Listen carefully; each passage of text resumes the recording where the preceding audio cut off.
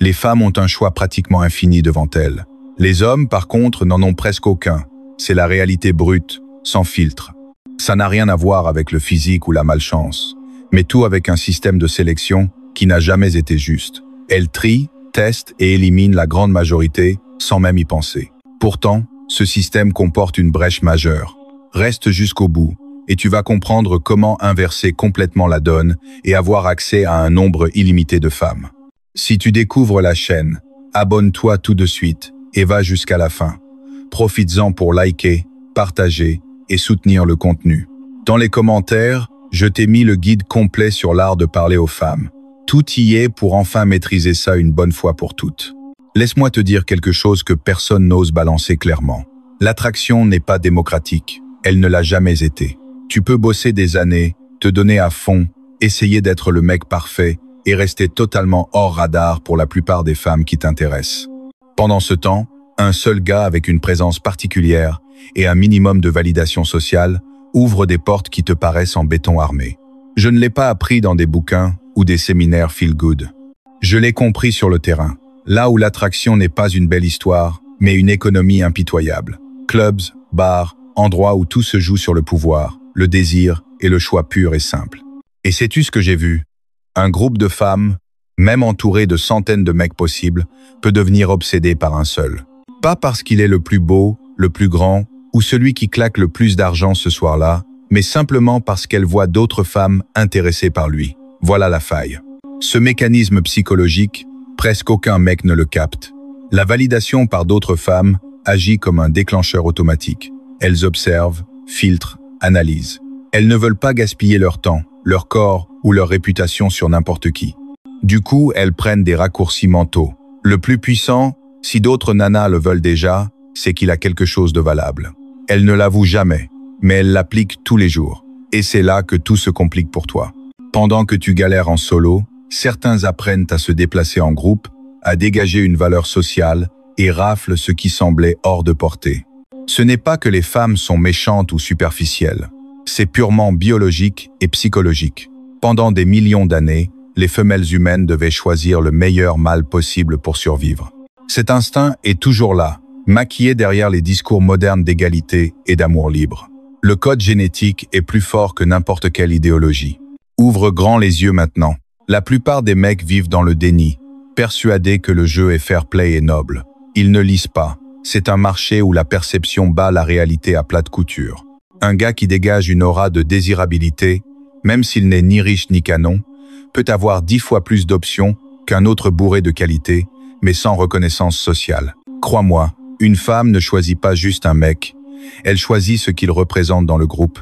Voilà pourquoi tant de types sympas finissent frustrés, convaincus qu'être gentil, payer l'addition ou se montrer poli suffit. La vérité, elle regarde moins ce que tu fais avec elle que la façon dont les autres te perçoivent. Et voilà le coup le plus dur à encaisser. Si personne ne te valide, si personne ne parle de toi, si tu ne projettes aucune valeur sociale, tu deviens transparent. Être transparent, pour un homme, c'est la mort sociale. Ce n'est pas un hasard si Machiavel disait que le pouvoir est avant tout une question de perception. Le prince n'avait pas besoin d'être adoré de tous, il devait dégager force et respect. Applique ça à la séduction. Tu n'as pas à conquérir chaque fille une par une. Tu dois apprendre à projeter en quelques secondes la valeur qu'elle capte instantanément. C'est la porte d'entrée vers des options féminines illimitées. Et ce qui dérange, c'est que la majorité ne franchira jamais ce pas. Ils préféreront râler, accuser la chance ou le destin. Mais les rares qui acceptent de voir le jeu tel qu'il est et non tel qu'ils aimeraient qu'il soit, découvrent qu'on peut plier les règles à son avantage. Pose-toi la question, que se passerait-il si tu arrêtais de courir après l'attention pour construire une aura qui l'attire sans que tu la demandes? Si tu comprenais vraiment comment fonctionne l'esprit féminin en groupe et pas seulement en tête-à-tête, c'est la différence entre attendre qu'on te choisisse et commencer à choisir soi-même. Attention, je ne dis pas que c'est facile. Je dis que c'est possible. La brèche existe, presque personne ne la voit, quelques-uns s'y engouffrent. Et une fois dedans, la rareté ne te concerne plus jamais. Ce n'est que l'introduction. Ce qui arrive ensuite est encore plus fort, parce que je vais te montrer comment biologie et psychologie s'assemblent pour expliquer pourquoi elle ressent ce qu'elle ressent sans pouvoir y résister. Mais avant, j'ai une faveur à te demander. Ce contenu n'est sponsorisé par personne d'autre que toi. Si ces vérités crues te parlent, si tu as enfin l'impression qu'on s'adresse à toi comme à un homme, sans filtre ni masque, envisage de devenir membre de la chaîne. Ce n'est pas de la charité, c'est un investissement mental. En soutenant, tu entres dans le cercle restreint des mecs qui refusent de rester dans le brouillard. Fais-le maintenant, le chemin ne fait que commencer. Écoute bien ce qui suit. C'est dur à entendre, mais une fois intégré, tu ne verras plus jamais les femmes de la même façon. Derrière chaque sourire, derrière chaque mot doux, il y a un mécanisme biologique invisible et implacable. Quand un mec entre dans un bar et repère une fille, son jugement est rapide. Elle me plaît ou pas. Point. Mais quand une femme observe un homme, son cerveau ne s'arrête pas au physique. Il scanne les signaux, la posture, les gestes, la façon dont les autres le traitent. En quelques secondes, elle décide inconsciemment si ce mec est une option viable ou un rejet direct. Elle ne le fait pas pour te faire chier, c'est sa programmation. Des millions d'années d'évolution ont forgé ce filtre. Un filtre qui n'a jamais eu vocation à être juste, seulement efficace. C'est pourquoi l'attraction n'est pas un conte de fées romantique. C'est un code qu'on ne négocie pas, on le craque. Regarde pourquoi certains traits reviennent dans toutes les cultures, peu importe la religion ou la langue. Ratio taille-hanche chez les femmes, épaules larges et mâchoire carrée chez les hommes. Ce ne sont pas des coïncidences, ce sont des marqueurs biologiques universels. Il en va exactement de même pour le statut perçu et la validation sociale. Elle peut jurer qu'elle aime les mecs simples, mais met dans la même pièce un gars entouré d'attention féminine et un autre qui passe inaperçu. Vers qui son regard ira en priorité? On connaît tous la réponse. Ce n'est pas de l'hypocrisie, c'est que son instinct est plus fort que sa volonté consciente. Tu l'as déjà vu, des filles qui jurent détester les bad boys et qui finissent par courir après ceux qui les ignorent royalement. Pourquoi? Parce que leur cerveau ne réagit pas aux mots, mais à des signaux archaïques. Voici ce qu'on ne te dit jamais. Quand tu comprends ce code, tu arrêtes de le combattre. La plupart des mecs s'épuisent à râler contre l'injustice au lieu d'apprendre à l'utiliser. Mais ceux qui pigent et qui savent émettre les bons signaux n'ont plus besoin de mendier l'attention. Elle vient toute seule. Ne te méprends pas, ce n'est ni de la magie, ni du charlatanisme. C'est de la psychologie évolutive appliquée au quotidien. Les études le montrent sans ambiguïté. Les femmes sont bien plus attirées par des hommes déjà validés par d'autres femmes ou respectés par d'autres hommes. Si tu saisis cette dynamique, tu peux construire une image ultra avantageuse sans être le plus beau ni le plus riche. Et c'est là qu'entre en scène la dimension machiavélique, pas au sens conspirationniste de mauvais films, mais au sens stratégique. Machiavel savait que le pouvoir ne repose pas sur la bonté, mais sur la perception qu'on renvoie et sur le contrôle du récit, exactement comme en séduction. Le mec qui maîtrise ça ne court pas après les filles, il les attire dans son orbite sans jamais supplier. Parce que l'attraction est sociale avant d'être individuelle. Elle ne décide jamais vraiment seule. Elle est influencée par le groupe, par les signaux subtils que ton comportement déclenche. Si tu es invisible aux yeux des autres, tu seras invisible pour elle. Si tu es perçu comme respecté, désiré, de valeur, son cerveau l'enregistre comme un mâle de haute qualité. C'est aussi brutal que ça. Alors quel signal envoies-tu en ce moment même? Es-tu le mec qui se fond dans le décor ou celui qui se déplace comme s'il connaissait une vérité que les autres ignorent? Cette différence détermine si tu ramasseras les miettes ou si tu choisiras parmi une abondance. Et non, il ne s'agit pas de jouer un rôle fake, mais d'apprendre à révéler consciemment ce que tu as toujours eu sans jamais savoir le projeter. Langage corporel, timbre de voix, façon d'occuper l'espace. Ces détails construisent ton image bien plus que n'importe quel discours bien rodé. C'est le début de la vraie métamorphose. Maîtriser ce code te fait passer de loterie à jeu d'échecs, où chaque mouvement compte. Et dans ce jeu, les stratèges gagnent toujours. Garde ça en tête. Les femmes ne cherchent pas la perfection, elles cherchent des indices de valeur élevés. Et ces indices ne tombent pas du ciel, ils se fabriquent. Si tu ne t'en charges pas, un autre le fera à ta place. C'est cette connaissance qui sépare le mec qui attend d'être choisi de celui qui devient le choix par défaut. Et ce que je vais te lâcher dans la suite est encore plus décisif. On va passer de la compréhension biologique à la maîtrise de la perception sociale comme une arme absolue. C'est là que ton pouvoir d'attraction explose de façon apparemment injuste, mais totalement réelle. Prépare-toi, tout va basculer. Tu peux avoir l'humour, la tchatch, un minimum de confiance, mais si personne ne te valide socialement, elle le sentira. Pire, elle ressentira ce vide sans pouvoir le nommer. Je te le redis, l'attraction n'est jamais purement individuelle, elle est sociale. Même si vous êtes seul au resto, si avant ce moment, il n'y a pas eu de signaux clairs que d'autres t'ont reconnu, respecté, validé, tu restes en zone de danger. Elle peut sourire, écouter, te laisser parler des heures, son instinct restera en alerte. Si personne ne le soutient, c'est qu'il manque un truc. Je l'ai vu trop souvent. Des mecs avec des phrases toutes faites, costards hors de prix, belle bagnole, mais qui débarquent seuls, sans cercle. Résultat, perçus comme des imposteurs. Pendant ce temps, le videur du club, entouré de nanas qui rigolent, qui boit de l'eau dans un gobelet en plastique, déclenche 10 fois plus d'intérêt. Pourquoi? Parce que la validation sociale agit comme un amplificateur. Si l'entourage renvoie que tu vaux quelque chose, elle y croira avant même de vérifier. Voici la partie machiavélienne pure. Il ne suffit pas d'être valable, il faut que les autres le crient sur tous les toits. Machiavel n'a jamais parlé de nanas, mais il savait que le pouvoir repose sur la perception collective, pas sur l'essence personnelle. Pareil ici, ce qu'elle voit, ce n'est pas ton âme, c'est le récit que les autres tissent autour de toi.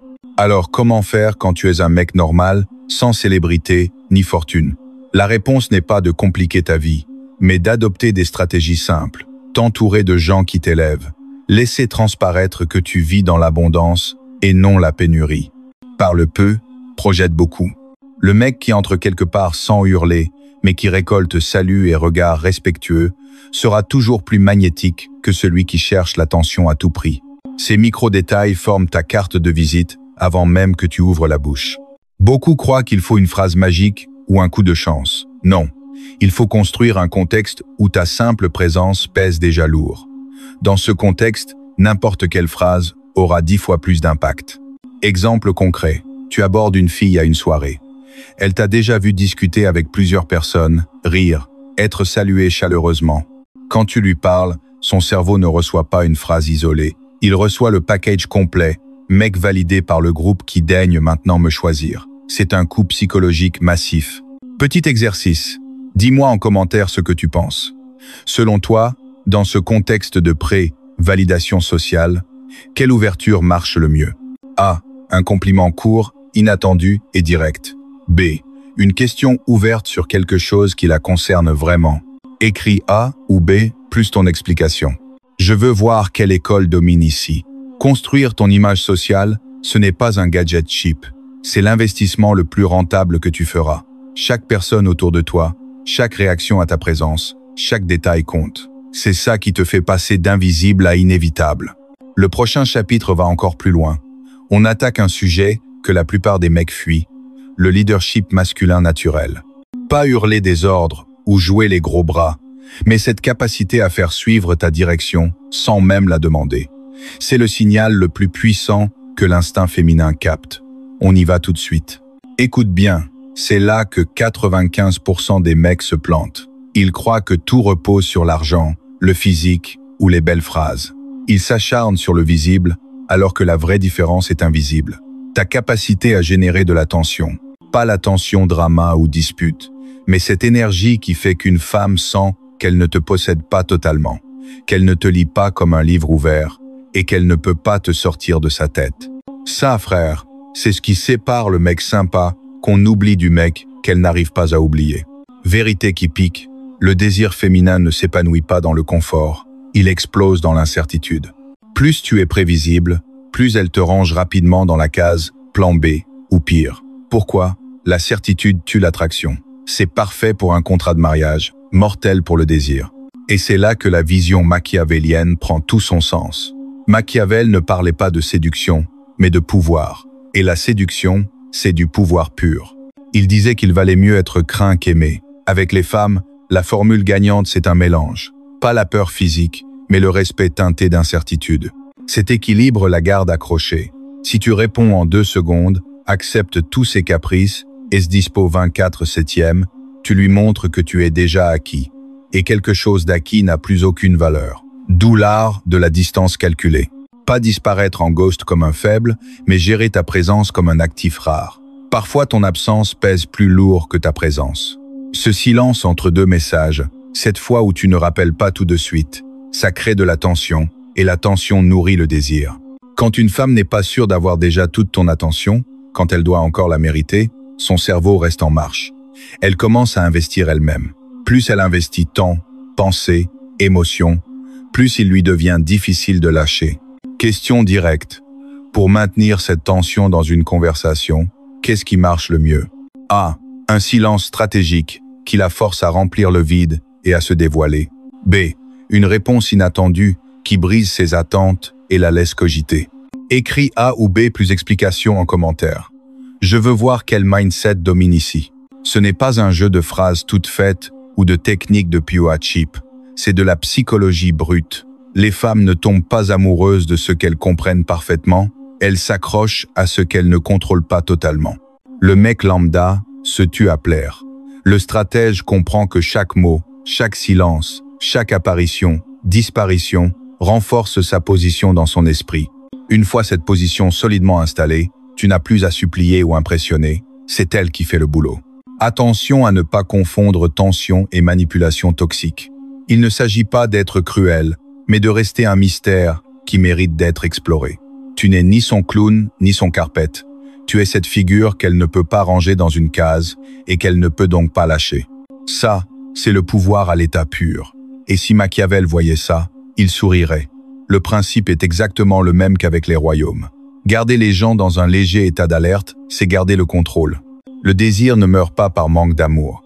Il meurt par excès de certitude. Donne-lui des certitudes dosées et des doutes maîtrisés, et tu ne seras plus jamais le mec qu'on zappe après un date. Le jeu n'est pas juste, mais il est limpide pour celui qui sait regarder. Si tu as capté ne serait-ce qu'une chose aujourd'hui, ne reste pas muet. Balance en commentaire le conseil qui t'a le plus aidé avec les femmes. Quelque chose qui pourrait réveiller un autre mec encore dans le brouillard. Cette chaîne n'est pas juste un catalogue de techniques. C'est un espace où chaque expérience vécue compte. Et n'oublie jamais, le pouvoir ne se demande pas, il se prend avec intelligence. Abonne-toi, on se retrouve pour le prochain coup.